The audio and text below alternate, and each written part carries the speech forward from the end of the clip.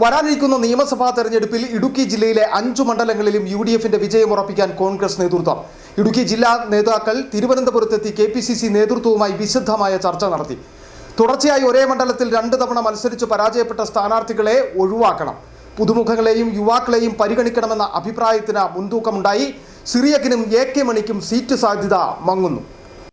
KPCC president Sunny Joseph, പ്രതിപക്ഷ നേതാവ് VD Satheesan, AICC പ്രവർത്തക സമിതി അംഗം രമേശ് ചെന്നിത്തല എന്നിവർ പങ്കെടുത്താണ് സ്ക്രീനിംഗ് കമ്മിറ്റി യോഗം ചേർന്നത്. ഇടുക്കി ജില്ലയിലെ ഉടുമ്പൻചോല, തൊടുപുഴ, ഇടുക്കി, പീരുമേട്, ദേവികുളം എന്നീ 5 മണ്ഡലങ്ങളിലും വിജയമുറപ്പിക്കുവാൻ വിട്ടുവീഴ്ചയില്ലാത്ത നിലപാടാണ് KPCC എടുത്തിരിക്കുന്നത്. തുടർച്ചയായി ഒരേ മണ്ഡലത്തിൽ 2 തവണ മത്സരിച്ച് പരാജയപ്പെട്ട സ്ഥാനാർത്ഥികളെ ഒഴിവാക്കി പുതുമുഖങ്ങളെയും യുവാക്കളെയും പരിഗണിക്കണമെന്ന അഭിപ്രായത്തിന് യോഗത്തിൽ മുൻതൂക്കം ലഭിച്ചു. ഇതിന്റെ ഭാഗമായി മുൻകാല തുടർ പരാജയങ്ങൾ കാരണം AK മണിയും അഡ്വക്കേറ്റ് സിറിയക് തോമസും ഇത്തവണ സ്ഥാനാർത്ഥി ലിസ്റ്റിൽ ഇടം പിടിക്കാൻ സാധ്യതയില്ല. ദേവികുളം, ഉടുമ്പൻചോല, പീരുമേട് മണ്ഡലങ്ങളിൽ യുവാക്കളെയും പുതുമുഖങ്ങളെയും പരിഗണിക്കുവാനുള്ള സാധ്യതകൾ ശക്തമാണ്. ഇടുക്കി നിയമസഭാ സീറ്റ് കോൺഗ്രസ് തന്നെ ഏറ്റെടുക്കണമെന്ന ആവശ്യവും ജില്ലാ നേതാക്കൾ ഒന്നടക്കം ഉന്നയിച്ചു. ഇതാ UDFലെ സീറ്റ് വിഭജന ചർച്ചകളിൽ കേരള കോൺഗ്രസ് ജോസഫ് വിഭാഗവുമായുള്ള ചർച്ചകളെ സ്വാധീനിക്കുമെന്നാണ് സൂചന. ഇടുക്കി സീറ്റ് കോൺഗ്രസിന് തിരിച്ചുപിടിക്കാനുള്ള ശ്രമത്തിന്റെ ഭാഗമാണ് ഈ ആവശ്യം ഉയർന്നിരിക്കുന്നത്. News desk City Vision. കോൺഗ്രസുമായി ബന്ധപ്പെട്ട് വളരെ പ്രധാനപ്പെട്ട ഒരു വാർത്തയാണ് ഇപ്പോൾ നമ്മൾ റിപ്പോർട്ട് ചെയ്തിരിക്കുന്നത്. ഇതിന്റെ വിശദമായ വിവരങ്ങളുമായിട്ട് ഷിനു വളകോട് നമ്മോടൊപ്പം ചേരുകയാണ്. ഷിനു, ഈ ആദ്യഘട്ടത്തിൽ ഉണ്ടായിരുന്നതിനേക്കാളെല്ലാം ഇച്ചിരി കർക്കശമായിട്ട് കോൺഗ്രസ് മുന്നോട്ട് പോവുകയാണ്. അതായത് ഈ തെരഞ്ഞെടുപ്പിൽ എന്ത് വില കൊടുത്തും എത്രത്തോളം പരിശ്രമിച്ചിട്ടാണെങ്കിലും ഇടുക്കി ജില്ലയിലെ 5 സീറ്റുകളും കോൺഗ്രസിൻ്റെതാക്കുക, ഇല്ലെങ്കിൽ UDFൻ്റെതാക്കുക എന്ന വലിയൊരു ലക്ഷ്യം അവർക്കുണ്ട്. കഴിഞ്ഞ കുറച്ച് കാലങ്ങളായി കോൺഗ്രസിന് ഇവിടെ ഇടുക്കിയിൽ ഒരിടത്തു നിന്നും ഒരു MLA ഇല്ല എന്നുള്ള ഒരു പോരായ്മ നിലനിൽക്കുന്നു. അത് നിർത്തിക്കൊണ്ട് തന്നെയാണോ ഈ ഇടുക്കി സീറ്റ് വീണ്ടും കോൺഗ്രസ് ഏറ്റെടുക്കുക എന്നുള്ള ഒരു നിലപാടിലേക്ക് കോൺഗ്രസ് നേതൃത്വം പോകുന്നത്? അത് എത്രത്തോളം പ്രായോഗികമായി നടപ്പിലാക്കാൻ കഴിയും? കാരണം കേരള കോൺഗ്രസ് ജോസഫ് വിഭാഗം അതിനൊരു വിട്ടുവീഴ്ചയ്ക്ക് തയ്യാറാകുമോ? അങ്ങനെ ഉണ്ടായാൽ തന്നെ അവിടെ ആരൊക്കെ ആയിരിക്കും പരീക്ഷിക്കാൻ സാധ്യത കോൺഗ്രസിന്റെ ഭാഗത്തു നിന്ന്? ഷിനു,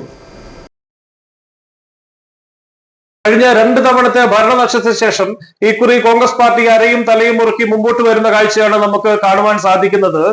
ഇതോടനുബന്ധിച്ച് തന്നെ സീറ്റ് നിർണയ ചർച്ചകളിലേക്ക് കോൺഗ്രസ് പാർട്ടി കടന്നിരിക്കുകയാണ്.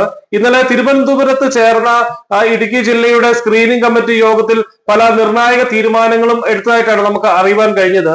കഴിഞ്ഞ 2 തവണകളായി അല്ലെങ്കിൽ തുടർച്ചയായി മത്സരിച്ച് പരാജയപ്പെടുന്നവരെ മാറ്റി നിർത്തിക്കൊണ്ട് പുതുമുഖങ്ങൾക്കും യുവാക്കൾക്കും അവസരം നൽകുക എന്ന സുപ്രധാന തീരുമാനമാണ് ഇന്നലെ കൈക്കൊണ്ടത്.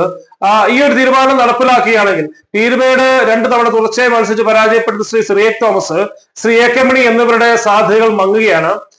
ഇതോടൊപ്പം തന്നെ ഇടുക്കി സീറ്റ് കോൺഗ്രസ് പാർട്ടി ഏറ്റെടുത്തുകൊണ്ട് റോഷി അഗസ്റ്റിനെതിരെ ഏറെ ശക്തനായ ഒരു സ്ഥാനാർത്ഥിയെ മത്സരിപ്പിക്കാൻ സാധ്യതയുണ്ട്.